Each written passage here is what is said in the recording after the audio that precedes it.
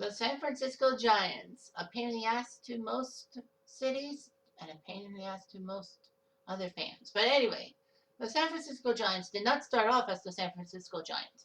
No, they started off as the New York Giants way back in 1885 before the modern major leagues became of age. They were named the Giants because the owner of the team, Jim Montgomery, says, "My boys, my Giants."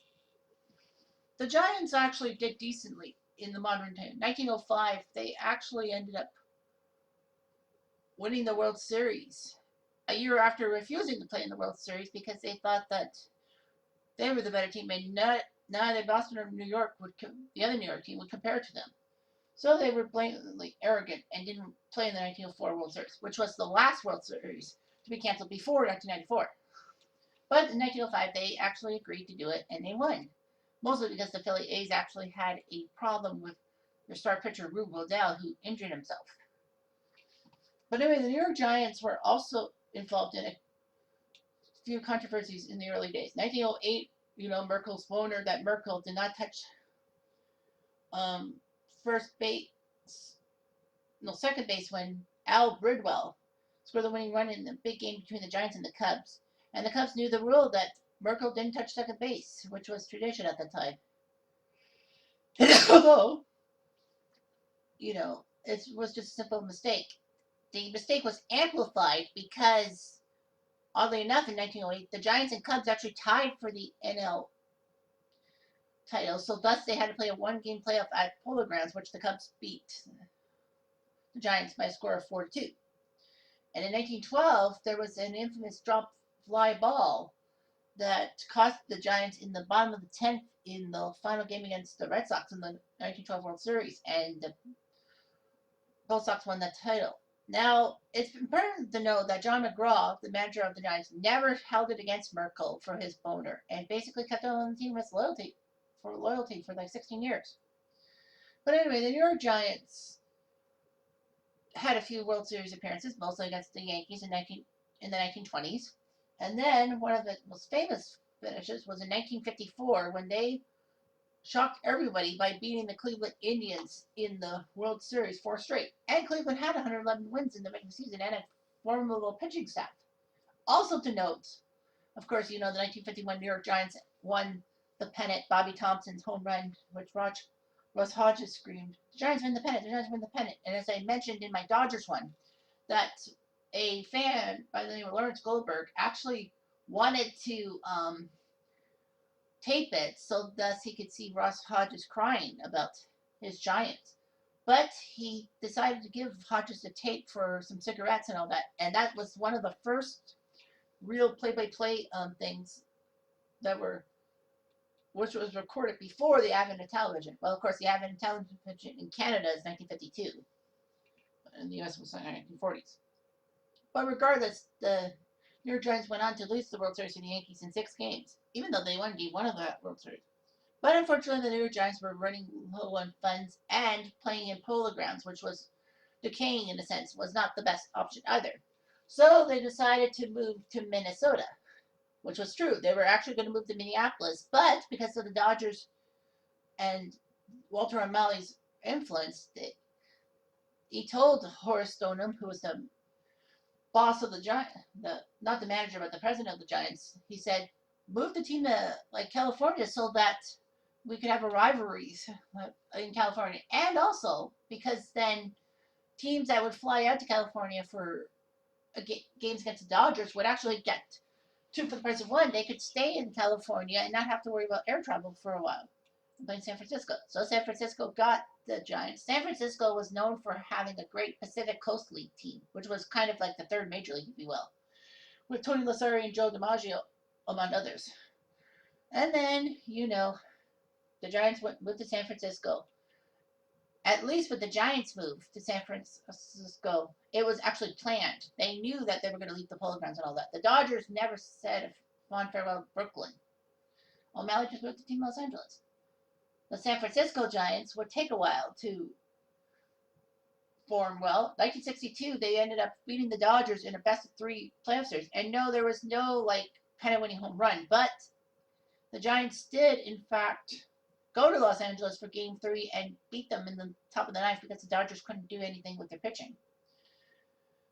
So anyway, the San Francisco Giants won the 62 pennant, took on the Yankees, and were a few feet away from winning Game 7 against Ralph Terry as Willie McCovey's liner agonizingly went into the glove of Bobby Richardson. And as we all know, I think it won. I can't remember the one I did about Charlie Brown, but Charlie Brown, there was a Peanut strip about Charlie Brown. It says, if only McCovey had hit that ball a few feet higher. That was amazing. So anyway, the San Francisco Giants would be contending mostly in the 60s, but they ran into a buzzsaw, that being their rivals, the LA Dodgers. The Giants didn't really have many good chances to make the World Series and all that, thanks to LA's pitching problems. The worst part of the San Francisco Giants was that in the 70s, they were hemorrhaging money left, right, and center. And it didn't help playing in Candlestick Park that had howling winds that made things worse, especially at nighttime. In the summer, you'd be wearing long sleeves. But anyway, the San Francisco Giants were nearly close to actually being sold to Toronto and Labatt Brewers. The Toronto Giants, as they call it. Toronto would be playing in the National League and would have a rivalry with the Montreal Expos. That would be nice. Unfortunately, Mayor Moscone, who would later be gunned down alongside Harvey Milk, actually did not think that Canada would have a team and wanted the team to stay in San Francisco. Thankfully, Bob Lowry was brought in to save the team. However, the Blue Jays would actually get their franchise, mostly because of the goodwill of Kansas City owner Ewing Kauffman, for which Kauffman's name is named after, because his wife Muriel actually came from Toronto. So basically, he owed it to the city of Toronto. Got him a wife, and then it gets him a franchise. So Toronto was voted in the American League alongside Seattle. But the Giants almost had another major move, but we'll get to that later. The Giants were not really that big in the 80s. Although in 1982, they actually screwed the Dodgers out of an NLCS spot and helped Atlanta because the Dodgers were chasing the Braves for the NL West in 82. But Joe Morgan hit a clutch home run, if you will, and sunk the Dodgers. But anyway, the Giants in 1989 actually ended up doing well with veteran manager and ex 20-game loser Roger Craig being the manager. They did it. They had a good lineup. They had Matt Williams, Kevin Mitchell, Will Clark, Jeffrey Leonard, I think it was, someone still on the team. Kurt Manwaring, and a decent pitching staff that were between no name and star name players. The Giants took care of the 89 Cubs in the NLCS thanks to Will Clark, one-man band. Unfortunately, that 89 team got taken down by Oakland in 4 straight. It wasn't all their fault. A earthquake before Game 3 of the World Series in San Francisco caused a lot of issues. And unfortunately for the Giants, they just couldn't hold on because Oakland was well rested like San Francisco, but Oakland just had the power. San Francisco would go on to try as they might. In the late 90s, they actually did pretty well. In the 2000s, they got to the 2002 World Series as a wildcard team, facing off against the other wildcard team, the Anaheim Angels. And sadly, they had a chance with 2 innings left in Game 6 to win the game and the World Series, and they blew it. Game 7, they had nothing. But where does it sound? So the Giants actually might have been cursed. There's a known curse called the Curse of Coogan's Bluff, that when the Giants moved from New York to San Francisco, the fans would curse them, saying that the Giants will never win a World Series outside of New York. In 2010, the Giants proved them wrong by winning the World Series against the Texas Rangers. 2012, they ended up winning the World Series against the Tigers, and 2014, they beat the Royals. Strange as it sounds, but the Giants never have celebrated a World Series at home, which is weird.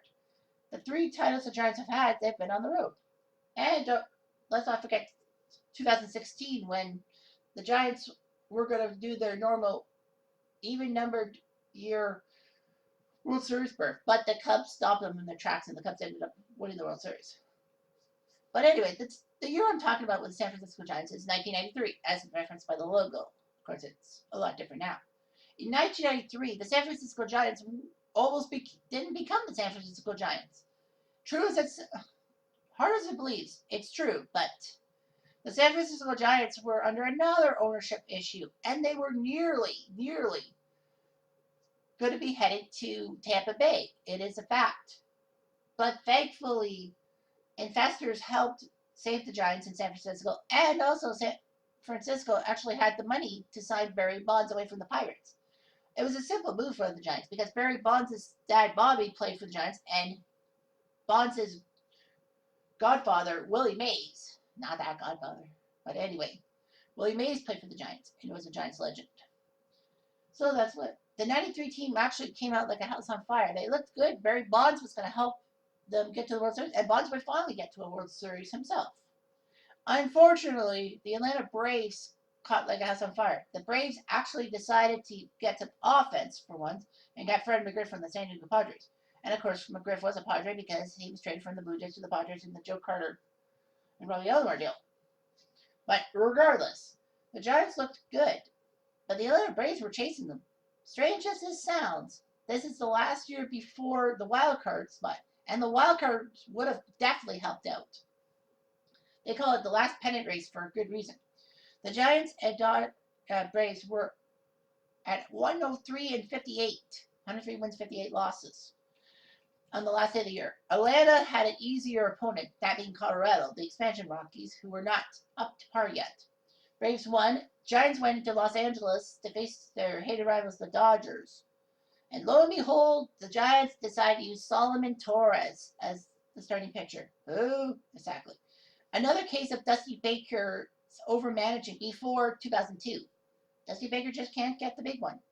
Unfortunately, Baker made Torres nervous, and it was 12-1 Dodgers win. So the Dodgers got revenge on their World Series chasing dreams squashed in 1982 and 1983. Obviously, if the wild card had happened, the Giants would have got the wild card at 103 wins. It's hard to say who would win the NL Central, though. I know that the Phillies still would have won the. No, I think the Braves would have won the NL East. The Phillies would have been the wild card. Okay, and the Giants would have won the NL West. All right, but anyway. And no, this was not the reason why the wild card was made to help because they felt bad for the Giants. They actually were announcing in 1993 about the wild card starting the next year because of the expansion of the Marlins and the Rockies to make it 28 teams and making it because you only have 4 teams out of 28, so you have a 1 in 7 chance of making the playoffs. And Bud Selig said that's not smart, so he made it 6 out of 28 or 3 out of 14 for short. Regardless, in this what if, we obviously do the what if that the Giants somehow managed to win the division against the Atlanta Braves by a few games. So now the Giants will have to deal with the '93 Phillies, who obviously won the NL East. Now, this is a big point. If the Giants win this what if, they face the Blue Jays. For obvious reasons, we leave the other league alone. So we'll automatically assume that the Blue Jays were going to beat the White Sox as is. And I already did the '93 White Sox, so there. So whoever wins this Giants Phillies thing will take on the Blue Jays.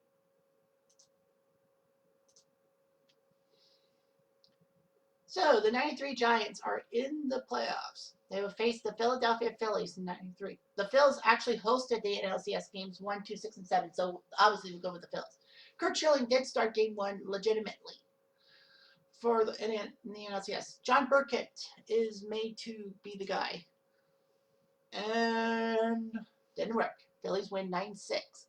Matt Williams with an RBI double to make it 1-0 in the first. And then in the bottom of the second, things fell apart. Darren Dalton with an RBI single. Curt Schilling hit a 2 RBI single himself. Lenny Dykstra with an RBI double, make it 4-1. Bottom of the third, Schilling does it again. He hits an RBI single to right field to score Eisenreich. Dykstra gets an RBI, make it 6-1. Robbie Thompson hits a home run to make it 6-2. Okay. Then Will Clark, who still plays for the Giants, hits a home run 6-4, thinking, oh wow, the Phillies are fucked. Wes Chamberlain, who came in as a pinch hitter for Schilling, hit a double for 2 RBIs. Could have left Schilling and he had 3 RBIs. But anyway, Kevin Stocker got an RBI to score Chamberlain. 9-4. Giants, pair of runs in the 7th. Barry Bonds took the bases loaded, walked to score Steve Garasoni. Willie McGee actually got an RBI single to score Darren Lewis. I think he was I didn't know he was on that team. And unfortunately, nothing must happen. So we look at the Giants. A few pinch hitters there. Will Clark, 2 RBIs. Bonds with an RBI. Matt Williams with an RBI. Robbie Thompson and Willie McGee. John Burkett went 3 innings and gave up a lot of runs. Brian Hickerson gave up the other 3 runs. Solomon Torres was put into the bullpen for good reason. And Mike Jackson. So that's good. Phillies there. Dexter, 2 RBIs. Docker with 1. Dalton with 1. Kurt Schilling with 3 RBIs and the win. Wow. Chamberlain with 2. He won. Mike Williams, David West, Larry Anderson, Mitch Williams. Great bullpen work after Williams. So yeah. So that marks game 1. Game 2, they gave the veteran Buddy Black the opportunity. Tommy Green did start game 2 legitimately in the NLCS. And it didn't work for the Giants. They were hoping for something. Nothing. It was nothing till the 3rd when Kevin Stalker grounded the 3rd base. They tried to throw out Mario Duncan. Wrongo. They failed. Pete Incaviglia against an RBI single to make it 2-0. 3-0, with 2 RBIs. Darren Dalton made it 4-0. And the Giants must be taking themselves. Royce Clayton got a base hit. People forget Royce Clayton played for the Giants. Matt Williams scored. And unfortunately, they couldn't get any more runs. At 4-1 to the top of the 7th, Barry Bonds comes up and boom, center field home run 4-3. Thank goodness for that. Barry Bonds is proven. And then Royce Clayton hit an RBI home run to make it 4-4. Okay. The Giants thought they had it. The Giants had the bases loaded after McGee was intentionally walked. But Royce Clayton, I'm surprised they decided to walk McGee to get to Clayton, who actually had a few big RBIs. But he swung them at strike 3. And then in the bottom of the 9th, after Hollins grounded out, Jim Eisenreich hits a home run to make it 5-4 game over. So Clayton with 2 RBIs, so was Bonds. Mike Jackson, the GOAT of this game. Bud Black pitched only 3 innings, and then Brian Hickerson pitched 4 innings of great relief, only giving up a pair of hits. Eisenreich with a home run. Stalker with an RBI. Incaviglia with 2. Dalton and Eisenreich with 1. Tommy Green went 6 2/3, and then gave it to David West, who didn't do well. Larry Anderson picks up the victory. So there we'll be moving on to San Francisco. Terry Mulholland started game 3 legitimately. They go with Bill Swift for the Giants, and the Phillies win the game 5-4. So in the bottom of the 2nd, Kurt Manwaring with a bloop double to make it 1-0. That's nice. The Giants are going to win this thing. However, Jim Eisenreich, after his game 2 heroics, hits another home run. Deep to right, 2-1 your score. And then Darren Dalton and Dave Hollins both take bases loaded walks to make it 4-1. Yikes. However, after Bill Swift and Darren Lewis get hits, Will Clark comes in, hits a fly ball home run to left field. 4-4 tie. Are you serious? But then Kevin Stalker gets an RBI single to score Chamberlain, make it 5-4, and nothing doing for the Giants. They had a runner on second, but Scarsoni came in as a pinch hitter. I don't really like that guy. 5-4 your score, so he's stalking Dalton, Hollins, and Eisenreich with RBIs. Mulholland went 5 innings, and David West, Larry Anderson, Mitch Williams. Pretty good relief, only giving up 2 hits in those 4 combined innings, excuse me. Giants. Will Clark got 3 make RBIs, but it was not enough. Bill Swift loses the game. Mike Jackson and Kevin Rogers. So the Phillies are up 3-0. Holy bananas. Danny Jackson comes in, but the Giants are desperate. They have to go with a 3-man rotation. Desperation goes into the 13th inning of this big classic. The Phillies jump on board with a 4-0 lead. Dave Hollins with an RBI double for Dalton, scored Dalton. Mariano Duncan hits a double to score Holland. Larry Dexter hits an RBI single. And Kevin Stalker does his job. So, yeah, 4-0. It stays 4-0 to the bottom of the 4th when Robbie Thompson grounds it to double play, but they decide to give up the run 4-1. John Burkett, the pitcher, actually comes in with an RBI single to score Royce Clayton 4-2. It would stay 4-2 to the bottom of the 9th. Mitch Williams is in to pitch. Barry Bonds hits a double. Then Mitch Williams hits an RBI single 4-3. Robbie Thompson made a ground ball. They got one, but they couldn't get the other guy. So with 1 out, Pete Incaviglia makes a mistake, and Willie McGee reaches on a fatal error. Royce Clayton hit an RBI single to score Thompson, and Willie McGee got to 3rd base. all of a sudden, the Giants were just 90 feet away from forcing a game 5. David West pitches, and then Kurt Manwaring, unfortunately, does not get enough lift and flipped to shallow left, 2 outs. Steve Garsoni decides to come in. They have the pitcher spot open, and they got him. No, no, sir. So at 4-4, nothing big happened. But the Giants in the bottom of the 11th had a runner on second, but Willie McGee grounded out, and Royce Clayton takes a bad pitch. Takes a bad hack of a ball. So at 4-4, they go to the 13th inning. With a runner on third, Kevin Stalker got a double to score Morandini. Pete Incaviglia scores Stalker himself to make it 6-4, and the Giants had runners on first and third, but Willie McGee grounded out. Game over. The Phillies do win in 4 straight. Yikes, that was even worse than I thought. The Braves at least gave them a series. So that means the 93 Phillies would have lost to the Blue Jays as is.